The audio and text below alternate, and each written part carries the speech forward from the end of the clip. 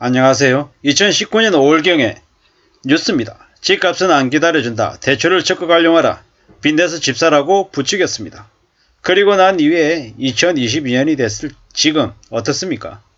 감당 못할 이자 때문에, 부채에 대한 이자 때문에 힘들어하는 사람들이 여기저기서 곡소리를 내고 있습니다. 아직도 시중금리는 오를 여지가 더 있습니다. 지금 윤석열 정부가 빚내서 집 사라 시즌2를 지금 벌리고 있지만 많은 사람들이 알고 있습니다. 지금 집값이 살짝 반등한 것처럼 보이지만 착시 효과다. 좀 지나면 다시 내려갈 거다라는 걸 잘 알고 있습니다. 2019년만 해도 대출을 적극 활용해가지고 집을 사라고 얘기했습니다. 당연히 대출을 받아도 된다라고 권준석이라고 하는 이가 얘기했습니다. 대출을 받아 자동차 사거나 여행 다니는 건 소비성 지출이다. 그런데 대출을 받아 집을 마련하는 건 저축성 지출이다. 매월 원리금을 상환하기 때문에 빚 갚는 속도가 모으는 속도보다 빠르다. 이런 얘기를 했습니다. 대출 끼고 집을 사라는 걸 적극적으로 권장을 했다라는 겁니다. 사회초년생도 그래도 되냐? 그렇게 얘기하는데 뭐라고 얘기했냐면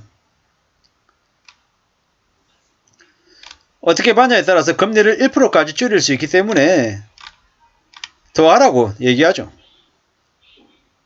1억을 은행에 넣어놓으면 이자가 2019년 당시에 200만원이다. 근데 1억 대출 받아서 집을 사놓으면 200만원 안 오르겠느냐 라고 얘기하면서 부추겼습니다. 이런 얘기들을 그때 계속했죠. 이자가 싸고 또 생애 최초나 신혼부부나 두 자녀는 7천만원까지 소득이 그 정도 이내로 들어가면 충분히 대출을 받을 수 있다. 이렇게 얘기하면서 집을 사라고 얘기했습니다.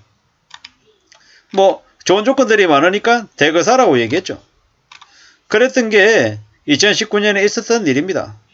근데 이러한 이들이 고준석이라고 하는 이런 놈들이 집을 사라고 부추긴 탓에 많은 이들이 빚쟁이로 전락했습니다. 그들은 지금 현재 감당 못할 이자 때문에 많이 고통스러워합니다. 전세자금 대출도 받을 수 있다고 하고요. 대출이 매우 쉽다라고 계속 떠들어댔습니다. 그랬더니 지금쯤 와서 어떻습니까? 지금쯤 왔더니 이제 이런 얘기가 이제 바뀌었죠. 2023년 2월 뉴스입니다. 5억 빌리면 월 이자가 200만원. 계속된 고금리 때문에 가계대출이 줄어들고 있다. 이렇게 얘기하죠. 대출 이자 부담 때문에 여유자금이 생기면 빚부터 갚아야 된다라고 사람들이 얘기한다라는 겁니다. 되게 무책임한 뉴스들이 그동안에 많았죠. 빚내서 집 사라고 얘기했던 놈들 때문에 이제 많은 이들이 감당 못할 빚 때문에 허덕이고 있다라는 겁니다. 5억 빌리면 월 이자가 200이라 그러는데 200으로 그칠까요? 아니죠. 200이 아니라 300 몇십만원, 350만원 그 이상도 될 수 있다라고 봐야 됩니다. 여기 대출 이자가 200만원이다라고 얘기하는 건 되게 어처구니 없는 거 아십니까? 기준이 얼마냐면 되게 어이가 없어요. 6.9%의 주담대를 40년간 원리금 균등 상환으로 5억 빌린다라고 가정했을 때 월 이자가 200만원이라는 겁니다. 40년. 엄청난 거 아닙니까? 엄청난 금액입니다. 이게 예를 들어서 대출 이자가 6.9%가 아니라 대출 이자를 4%로 하고요. 주택담보대출을 40년으로 하고 한 4억 빌린다라고 하면 얼마쯤 되냐 이자가? 한 160만원쯤 되겠죠. 원리금이. 이자 포함해서 원금이 한 160만원, 170만원 조금 될 겁니다. 지금 6.9%의 주택담보대출 40년 원리금 균등 상환으로 5억을 빌려서 매월 300만원을 갚는다. 그러면은 5억 빌렸는데 이자로 거의 한 10억을 내야 되는 겁니다.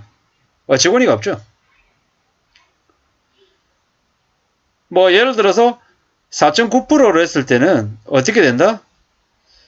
이제 이자가 한 6억 4천만원 정도로 2억 몇천만원 줄어든다는 거죠. 월 이자는요. 이래저래 매월 310만원쯤 돼야 되는 걸 대략 한 230만원 정도로 줄일 수 있다라고 얘기하죠. 근데 그렇다 하더라도 여전히 부담이 크죠. 감당이 안 된다라는 거죠. 어떻게 삽니까? 이렇게 원리금으로 해가지고 40년 동안 230만 원이든 300만 원이든 내고 살 수 있는 사람들이 몇이나 되냐라는 거죠. 그러면 결혼해서 애는 어떻게 낳고 양육은 어떻게 하냐라는 거죠. 답이 없다라는 말씀을 드리고 싶습니다. 뭐 대출이자가 내려가는 것처럼 얘기하지만 쉽지 않다라는 겁니다. 매월 이자로 130만원, 200만원 내면서 40년을 어떻게 삽니까? 원리금까지 같이 합하면 원금까지 같이 합해서 230만원, 300만원 내면서 40년을 산다고요? 25세 취직해가지고 65세까지 바짝 해도 될까 말까인데 과연 가능한 얘기입니까? 가능하지 않은 얘기다라고 저는 말씀드리고 싶습니다. 뭐 그 사이에 어떻게 40년 동안 빚을 다 갚냐, 그 사이에 팔지, 이런 마음으로 다들 대출을 낼 겁니다. 근데 우리네 상황이 언제 어떻게 바뀔지 모르는 게 현실입니다. 그렇기 때문에 함부로 큰 기대를 가지고 대출을 팍팍 냈다가는, 모험을 걸었다가는 인생이 큰일 난다라는 말씀을 좀 드리고 싶습니다.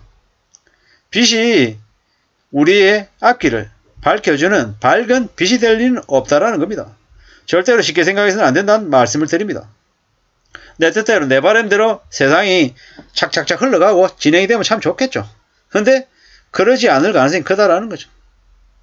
뭐 빚이 없으면 그래도 뭐 이래저래 생활 수준을 조금 낮춰서라도 살아갈 수 있습니다. 한데 감당 못할 빚을 지면 어떻게 됩니까? 미치는 거죠. 절대로 쉽지 않다라는 겁니다. 빚을 많이 지면 염치도 없어지고 뭐 범죄를 저지를 수도 있고 더 충격적인 일도 서스럼없이 할 가능성이 커집니다. 장사한다고 빚지고, 집 산다고 빚지고, 주식한다고 빚지고, 뭐 그러다 보면은 어떻게 되겠습니까?